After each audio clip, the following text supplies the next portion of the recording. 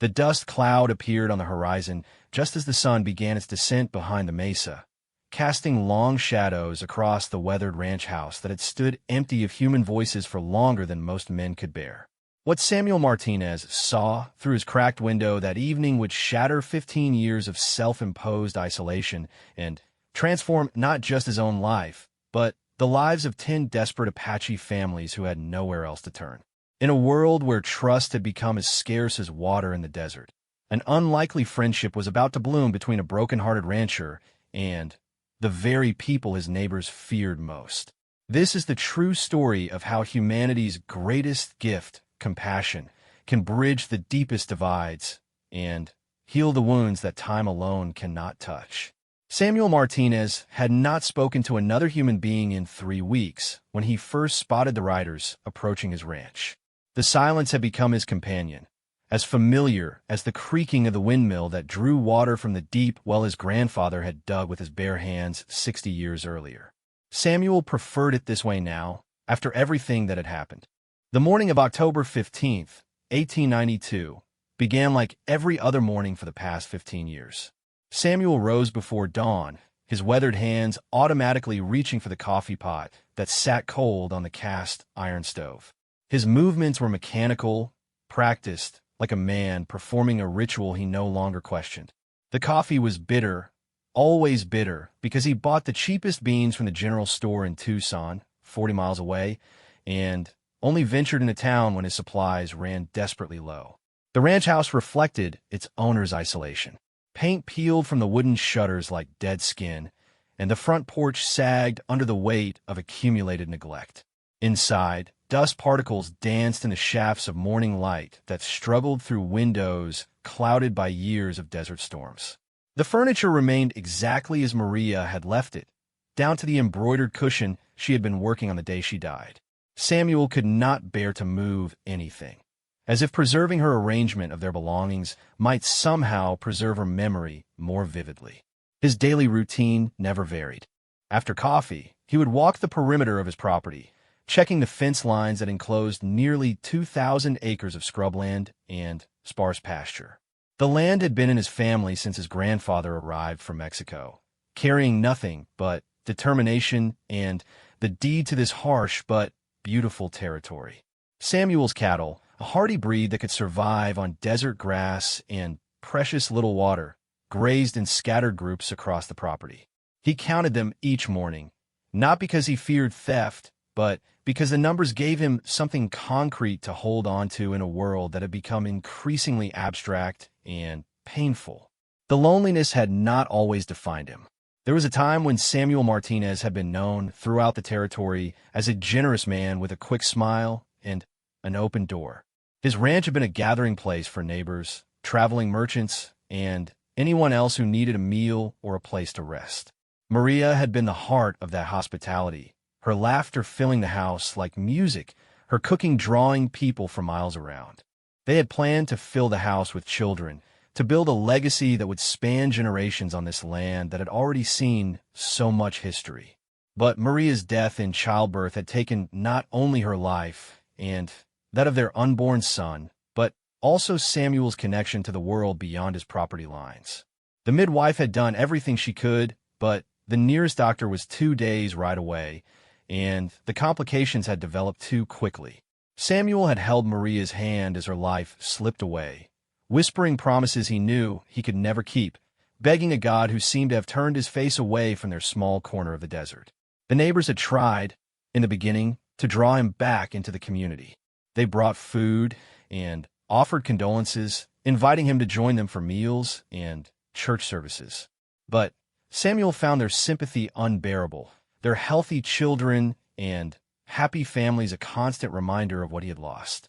Gradually, he began declining their invitations, then avoiding their visits altogether. Eventually, they stopped coming, understanding that some grief runs too deep for casual comfort. The isolation had changed him in ways both subtle and profound. His hair, once kept neatly trimmed, had grown wild and streaked with premature gray. His clothes, though clean, hung loose on a frame that had grown thin from meals eaten without pleasure or company. Most notably, His voice had grown rough from disuse, so that on the rare occasions when he did speak aloud to himself or his animals, the sound seemed foreign and harsh in the desert air. The cattle provided his only regular interaction with living creatures. He knew each animal individually, could spot a sick cow from 100 yards away, and had developed an almost supernatural ability to predict their behavior. They seemed to sense his solitude and responded to it, gathering around him in the evenings as if drawn by his need for companionship. He talked to them sometimes, sharing thoughts and observations he would once have shared with Maria, but always feeling foolish afterward for seeking comfort from creatures who could not understand his words. The Apache presence in the region had been a source of tension for years, though Samuel had never personally experienced any trouble with the native people. The newspapers from Tucson were filled with stories of raids and conflicts, government promises broken, and land disputes escalating into violence. Most of his former neighbors lived in constant fear of Apache attacks, keeping rifles loaded and horses saddled for quick escape. Samuel knew this fear was often exaggerated, fed by sensational newspaper accounts, and the prejudices of settlers who saw all Apache people as enemies rather than human beings fighting for their survival. His grandfather had told different stories about the Apache, tales of trade, and mutual respect that had characterized the early relationships between Mexican settlers and the indigenous peoples of the region. Samuel remembered sitting on his grandfather's knee, listening to accounts of Apache visitors who had been welcomed at this very ranch, who had shared meals and stories around the fire that still burned in the same stone fireplace. But those days belonged to a different era, before the American government's policies had driven the Apache to desperation and violence. The drought of 1892 had been particularly severe, turning the already harsh landscape into something resembling the surface of another planet. Water holes that had existed for generations had dried to cracked earth, and the Rio Grande ran lower than anyone could remember. Samuel's well, fed by an underground spring, still provided adequate water for his needs and those of his cattle, making his ranch something of an oasis in an increasingly desperate landscape. It was this water, he would later realize, that had drawn the Apache band to his property. But on that October morning, as he went about his solitary routine, Samuel remained unaware that his 15 years of isolation were about to come to a dramatic end. The first sign was his dog's behavior. Rex, a mixed-breed shepherd who had been Samuel's only constant companion since Maria's death, began acting strangely around midday. The animal's ears perked up repeatedly, his head cocking toward the eastern horizon where nothing but heat waves and sagebrush were visible to human eyes. Rex whined softly, a sound Samuel had learned to interpret as a warning rather than distress. Samuel set down the fence post he had been repairing and squinted into the distance. His eyes, sharpened by years of scanning the horizon for signs of weather or wandering cattle, could detect movement where others might see only emptiness. At first, it appeared to be nothing more than dust devils, those small whirlwinds that danced across the desert floor during the heat of the day. But as he watched, the movement resolved itself into something more organized, more purposeful. Riders were approaching his ranch, still too far away to count or identify, but clearly heading directly toward his property rather than simply passing through the area. Samuel felt his heart begin to pound, not from fear but from the sudden shock of impending human contact. He tried to remember the last time anyone had visited the ranch uninvited, and realized it had been more than 2 years since even the occasional drifter had stopped to ask for water. He walked quickly back to the house, Rex trotting beside him with obvious anxiety. Samuel's rifle hung above the fireplace, cleaned and loaded according to a habit that had persisted despite his isolation. He lifted the weapon down, checked the mechanism, and then stood at his front window to wait for the riders to come close enough for identification. As the minutes passed, the dust cloud grew larger and more defined. Samuel could see individual figures now, mounted on horses and moving at a steady pace that suggested neither urgent flight nor aggressive intent. The group appeared larger than he had initially estimated, perhaps 8 or 10 riders, which was unusual for the casual travelers who occasionally passed through the region. The afternoon sun cast long shadows across the desert floor, making precise observation difficult. But as the group drew closer, Samuel began to discern details that made his pulse quicken. The riders sat their horses in a way that suggested familiarity with long journeys across difficult terrain. Their clothing, what he could see of it, appeared to be a mixture of traditional and practical garments suitable for extended travel in harsh conditions. When the group was still perhaps a quarter-mile away, Samuel realized with a mixture of surprise and apprehension that these were Apache riders. Their hair, their bearing, the way they guided their horses across the rough ground, all marked them unmistakably as members of the indigenous people his neighbors feared and the government had been trying to confine to reservations for decades. For a moment, Samuel considered retreating into the house, barring the door, and waiting for the group to pass by his property without stopping. The rational part of his mind cataloged all the reasons why the arrival of Apache riders at his isolated ranch should be cause for alarm. But as he watched them approach, Samuel noticed something that gave him pause. The riders were not racing across his land or spreading out in the pattern of a war party. Instead, they moved slowly, almost hesitantly, and as they grew closer, Samuel could see that several of the figures appeared smaller than the others, possibly women and children. This was not a raiding party, but something else entirely, something that awakened a curiosity stronger than his fear. The group stopped about 100 yards from his house, well within rifle range, but far enough away to demonstrate that they posed no immediate threat. Samuel could see them clearly now, 10 individuals mounted on horses that showed signs of hard travel. The riders themselves appeared tired and dusty, their clothing worn and patched. Most significant of all, Samuel could see that the group included not only adult men, but women and children, family groups rather than warriors. One of the men, distinguished by his bearing and position at the front of the group, raised his hand in what appeared to be a gesture of peaceful greeting. He spoke in a clear, carrying voice, using English words that Samuel could understand despite the distance between them. "We mean no harm," the man called. "We seek only water and a place to rest." Samuel stood frozen at his window, the rifle still in his hands, but no longer pointed toward the group. 15 years of isolation had not prepared him for this moment, this sudden intrusion of other human beings into his carefully controlled solitude.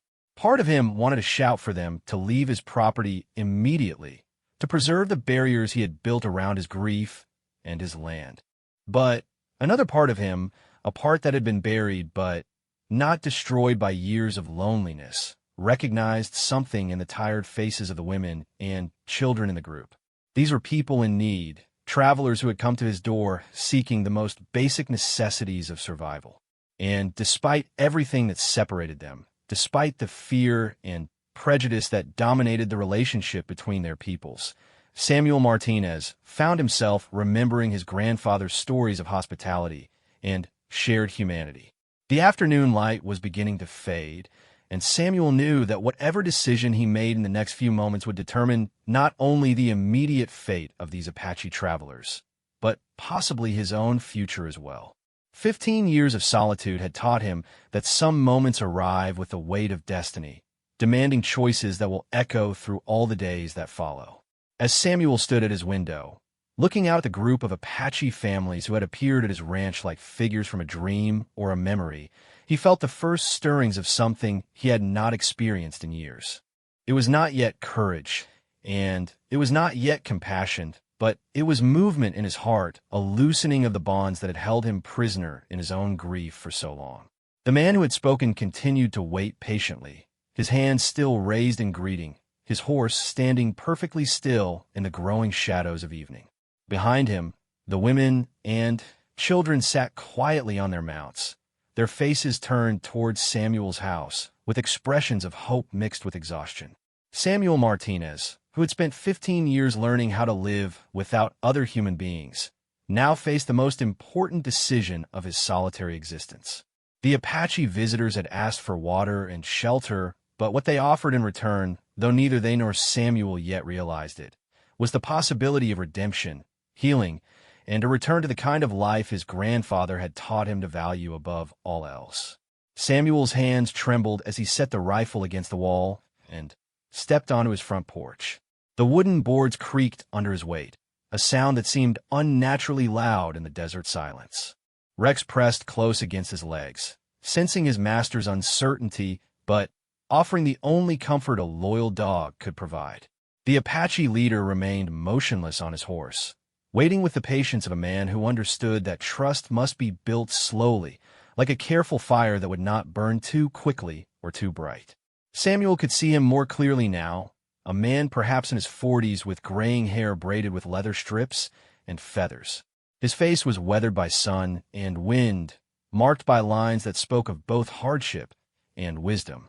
Most importantly, his eyes held no hostility, only a quiet dignity and hope that struck Samuel with unexpected force. "My name is Samuel Martinez," he called across the distance, his voice cracking from disuse. "This is my land." The Apache man inclined his head slightly, a gesture of acknowledgement and respect. "I am called Joseph Running Bear," he replied in heavily accented but clear English. "These are my people. We have traveled many days seeking refuge." Samuel found himself studying the group more intently. The children, 3 of them ranging in age from perhaps 6 to 14, sat quietly on their horses despite what must have been exhaustion from long travel. The women, 4 of them, maintained straight backs and alert expressions, but Samuel could see the dust and fatigue that marked their clothing and faces. The men, besides Joseph, numbered 3, and they too showed signs of hard traveling and limited resources. "Where have you come from?" Samuel asked, taking a step closer to the edge of his porch. Joseph Running Bear gestured toward the south and east. "From the Chiricahua Reservation. The government, there were problems. Food was scarce. Some of our people were taken away.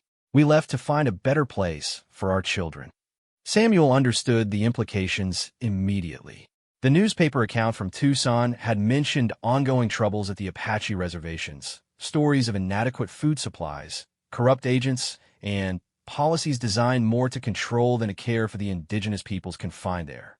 Families like this one faced an impossible choice between staying on reservations where they might starve or face persecution, and leaving to seek survival in a territory where they would be hunted as fugitives. "The authorities will be looking for you," Samuel said, not as a threat, but as a statement of fact. "Yes," Joseph admitted, "but we cannot return. Our children were growing sick. The water was bad. The agent—" He paused, seeming to weigh his words carefully. "The agent was not a good man. He took more than he gave." Samuel had heard whispers of such corruption, Indian agents who skimmed supplies meant for reservation inhabitants or demanded payment for basic necessities that should have been provided freely. The newspapers rarely reported these stories, preferring dramatic accounts of Apache raids and conflicts to mundane tales of administrative misconduct and suffering. One of the children, a girl of perhaps 10 years, swayed slightly in her saddle. Joseph immediately turned to check on her, speaking quickly in Apache before looking back at Samuel with increased urgency in his expression. "The little ones need water," he said. "We can pay. We have some silver, some trade goods."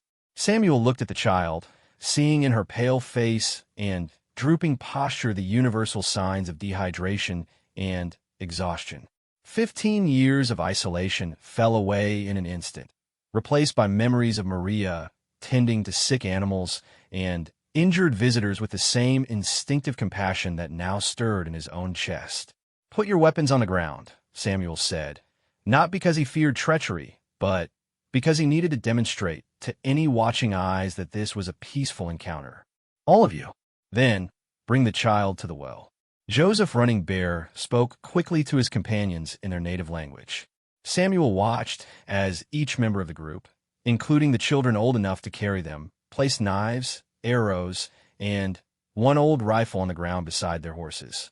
It was a gesture of profound trust, leaving themselves defenseless in the territory of a stranger who could easily have summoned help from hostile neighbors.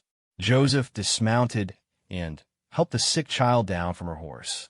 She was even smaller than Samuel had realized, her thin frame swamped by clothing that had been patched and repatched many times. Her mother, a woman with gentle eyes and prematurely gray hair, quickly joined them, speaking soft words of encouragement in Apache. Samuel led them to the well, the same well his grandfather had dug decades earlier. The windmill turned lazily in the evening breeze, drawing up the precious water that had sustained his family through generations of drought and hardship. As he worked the hand pump to fill a bucket with cool, clear water, Samuel realized he was crossing a line from which there might be no return. The child drank deeply, water running down her chin and soaking the front of her worn dress. Her mother smiled for the first time since Samuel had seen her, speaking words of gratitude in Apache before attempting English. "Thank you," she managed. "She is my daughter, Little Bird. She has been very tired." Samuel found himself nodding, remembering the universal language of parental concern that transcended all barriers of race and culture. "There's more water," he said. "For all of you. Let me get more buckets." As he moved toward the house to gather additional containers, Samuel became aware that he was making decisions without conscious thought, responding to the immediate needs of the situation rather than weighing the potential consequences. The isolation that had protected him for 15 years was crumbling, and in its place, something long dormant was awakening. The other children came forward eagerly as Samuel returned with more buckets. They drank with the desperate efficiency of desert travelers, wasting not a drop while clearly struggling not to drink too quickly and make themselves sick. The adults waited patiently until the children had satisfied their thirst before approaching the well themselves. Joseph Running Bear drank deeply, then splashed water on his face and hands, washing away layers of trail dust. "This water is good," he said. "Sweet water. Your grandfather dug this well?" Samuel was surprised by the question and the insight it implied. "How did you know?" "The stonework. The way the well is placed. My grandfather's grandfather knew this place. He spoke of the Mexican man who dug for water here, who was friend to our people in the old days." The revelation struck Samuel with unexpected force. His grandfather had indeed spoken of Apache friends and trading partners, relationships that belonged to an earlier era when cooperation rather than conflict had characterized interactions between the peoples of this region. To learn that his family's history was remembered and honored by these Apache travelers created a connection Samuel had not anticipated. "Your grandfather's grandfather," Samuel repeated. "What was his name?" "He was called Coyote Who Sings," Joseph replied. "He said the Mexican rancher shared water and food, asked nothing in return but friendship." Samuel felt a chill despite the warmth of the evening air. His grandfather had told him stories about an Apache leader named Coyote Who Sings, describing him as a wise and honorable man who had helped negotiate peaceful relations between the Mexican settlers and the indigenous peoples. To discover that Joseph Running Bear was descended from that same leader felt like more than coincidence, like a thread connecting past and present in ways that demanded recognition. "My grandfather spoke of Coyote Who Sings," Samuel said quietly. "He said he was a great man, a peacemaker." Joseph's eyes widened with surprise and pleasure. "Then, you are Samuel Martinez, grandson of Don Eduardo Martinez who built this ranch. My grandfather remembered him as a man of honor." The formal recognition of their family connection changed everything about the encounter. What had begun as a chance meeting between strangers now revealed itself as the renewal of a relationship that stretched back generations. Samuel found himself thinking of his grandfather's stories in a new light, understanding for the first time that the Apache people had their own memories and traditions that preserved the same history from a different perspective. "Your grandfather was welcome here," Samuel said. "His grandson is also welcome." Joseph Running Bear smiled, the first genuine expression of joy Samuel had seen from any member of the group. "You honor our families and our grandfathers, but we do not wish to bring trouble to your land. The soldiers look for us. If they find us here," Samuel understood the implications. Harboring fugitive Apache families could bring serious consequences, including arrest, loss of property, or worse. His neighbors, already suspicious of his long isolation, would certainly report any Apache presence on his ranch to the territorial authorities. The safe choice, the rational choice, would be to provide water and supplies and send Joseph's people on their way before dawn. But as Samuel looked at the tired faces around him, at the children who had begun to relax and smile now that their thirst was satisfied, at the adults who watched him with cautious hope, he realized that some decisions cannot be made based on safety or rationality. Some moments demand that a man choose who he wants to be, regardless of the consequences. "How long do you need?" he asked quietly. Joseph looked surprised by the question. "We do not ask for long.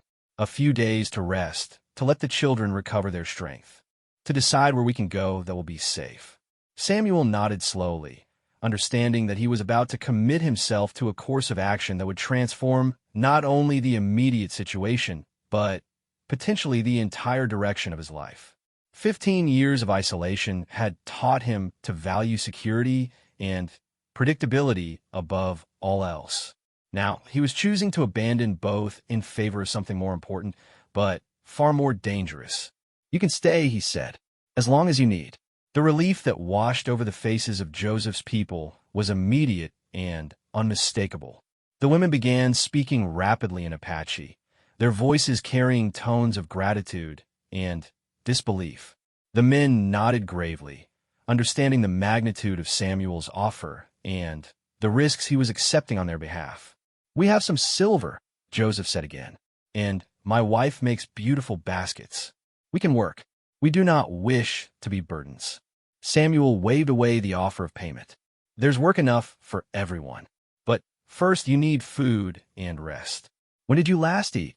The question brought embarrassed silence from a group. Joseph finally answered for all of them. "Yesterday morning. We finished the last of our supplies." Samuel felt anger stir in his chest, not at these people, but at the circumstances that had driven families with children to travel for days without adequate food. The newspapers might paint the Apache as savage raiders, but the reality standing before him was far different. Desperate families seeking the most basic necessities of survival. "There's food in the house," he said. "Not much, but enough for tonight. Tomorrow we'll plan better." As Samuel led the group toward his house, he became acutely aware of how the evening light transformed the familiar landscape around him. The setting sun painted the mountains in shades of gold and purple, while the desert air carried the scent of sage and the distant promise of rain. For the first time in 15 years, Samuel was seeing his home through the eyes of others, understanding it not as a refuge from the world, but as a place that might offer refuge to the world. The ranch house, so long occupied only by memories and ghosts, would soon fill with the voices of living people. The kitchen that had been silent since Maria's death would once again serve its intended purpose of nourishing those in need. The empty rooms would provide shelter for tired children and worried parents. Samuel realized that he was not simply helping a group of Apache refugees. He was choosing to rejoin the human community he had abandoned 15 years earlier, accepting all the complications and risks that decision entailed. Joseph running bare, and his people had come seeking water and temporary shelter, but they were offering Samuel something far more valuable, the opportunity to rediscover his own humanity. As they reached the porch of the ranch house, Samuel paused to look back at the well where this transformation had begun. The windmill continued its ancient rhythm, drawing life-giving water from deep in the earth just as his grandfather had designed it to do. But now that water would serve not only Samuel's solitary needs, but the needs of others who had nowhere else to turn. The decision was made, and there would be no turning back. Samuel Martinez, who had spent 15 years learning how to live alone, was about to rediscover how to live with others, and in doing so, would find himself forever changed by the experience. The interior of Samuel's house had not welcomed guests in 15 years, and the evidence of his solitary existence was immediately apparent to his Apache visitors. Dust covered every surface despite his attempts at cleanliness, and the furniture sat arranged exactly as Maria had left it, creating the atmosphere of a shrine rather than a living space. The kitchen, once the heart of the home where Maria had prepared meals for neighbors and travelers, contained only the basic necessities of a man who cooked for survival rather than pleasure. Joseph Running Bear's wife, who introduced herself as Elena Brightstar, surveyed the kitchen with the experienced eye of a woman who had managed households under the most challenging conditions. She spoke quietly to the other women in Apache, and Samuel caught the undertone of concern in their voices. These were people accustomed to making do with very little. But even they could see that Samuel's domestic arrangements reflected the habits of someone who had forgotten how to live among others. "We do not wish to disturb your home," Elena said carefully, her English heavily accented but precise. "Perhaps we can make camp outside, near the water." Samuel realized that his guests were trying to minimize their impact on his life, understanding instinctively that his invitation represented a significant departure from his normal routine. But the idea of allowing families with children to sleep outdoors when his house contained empty rooms struck him as fundamentally wrong. "There are rooms upstairs," he said. "They haven't been used in a long time, but they're dry and warm. The children need proper shelter." Elena nodded gratefully, then began organizing her people with the quiet efficiency of someone accustomed to making the best of uncertain situations. The women gathered the children and began examining the house to determine how to arrange sleeping accommodations for 10 additional people. The men, meanwhile, focused on the practical matters of caring for their horses and securing their few possessions. Samuel found himself watching this domestic reorganization with fascination. His house, so long silent and static, suddenly filled with voices, movement, and the unmistakable energy of people making themselves at home. Children explored the rooms with careful curiosity, while adults assessed the resources available and began planning how to integrate their needs with the existing arrangements. The most immediate challenge was food.